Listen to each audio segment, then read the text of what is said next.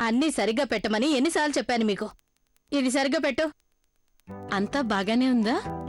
చాలా రోజుల తర్వాత నన్ను రమ్మన్నారు. ఏదైనా ముఖ్యమైన విషయమా? ముఖ్యమైన విషయమే. మా అభిని పెళ్లి చేసుకోవడానికి నాకు ఒక అమ్మాయి కావాలి. మన అబ్బీకి చాలా పెద్ద పేరుంది. ఈ దేశంలోనే అత్యంత ప్రముఖ రాక్ స్టార్ తను. నేను తన కోసం అమ్మాయిని చూడటం ఆరంభించిన వెనువెంటనే ఇండియాలోని అమ్మాయిలంతా క్యూలో నిలబడిపోతారు. తనంటే పడిచావని వాళ్ళు ఎవరూ లేరు.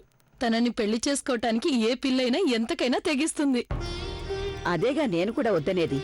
నాకు కావాల్సింది అమ్మాయి ఒక మంచి కుటుంబం నుంచి వచ్చిన పిల్లయి ఉండాలి. అమ్మాయి గుణవంతురాలై ఉండాలి. సభ్యత సంస్కారం గల కుటుంబంలో పెరిగిన పిల్లయి ఉండాలి. తను ధనవంతురాలైనా పేద పిల్లైనా పర్వాలేదు. కేవలం సంస్కారవంతురాలైతే చాలు. కుటుంబంలోని అందర్నీ తను చక్కగా సంతోషంగా చూసుకోగలిగితే అంతే చాలు. కానీ అందుకు కొంత సమయం పడుతుంది.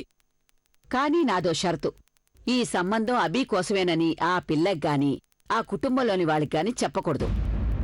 ఎందుకంటే అభి పేరు చెప్పగానే ప్రతివారు తమ పద్ధతులు నైజాన్ని మార్చేసుకుంటారు. మరి ఏదో ఒక పేరు చెప్పాలిగా. ఏం పని చేస్తాడని ఏమని చెప్పమంటారు? నువ్వొక రకంగా చెప్పచ్చు. ఈ సంబంధం అభిషేక్ ప్రేమ్ కోసమని చెప్పచ్చు. ఇంతకీ ఈ అభిషేక్ ప్రేమ్ ఎవరు? అది మా అభిషేక్ పూర్తి పేరు. అది ఎవరికీ తెలియదు. నువ్వు నాకున్న పాత స్నేహితుల్లో మంచిదానివి. నేను నిన్ను పూర్తిగా నమ్ముకోవచ్చు. అయితే నేను అమ్మాయిని చూసి నిర్ణయించుకునే వరకు ఈ సంగతి అభికి ఎంత మాత్రం ఈ విషయం గురించి తెలియకూడదు. అర్థమైందా? నాకు కావాల్సిన పిల్ల ఎలా ఉండాలంటే తన పేరు ప్రఖ్యాతలు డబ్బు చూసి కాదు, తన గుణాన్ని ప్రేమించిందే ఉండాలి. సరే అయితే. దీన్ని బట్టి చూస్తే ఈ ముసల్ది అభికి ఎవరినొకరిని కట్టబెట్టేలా ఉంది. అభిని కంట్రోల్ చేయగల పిల్ల కావాలని కదా నా ఉద్దేశం. ఆ పిల్ల నా కంట్రోల్లో కూడా ఉండేదై ఉండాలి. బహుశా నేను తన్ని పిలిపించాల్సి వస్తుందేమో.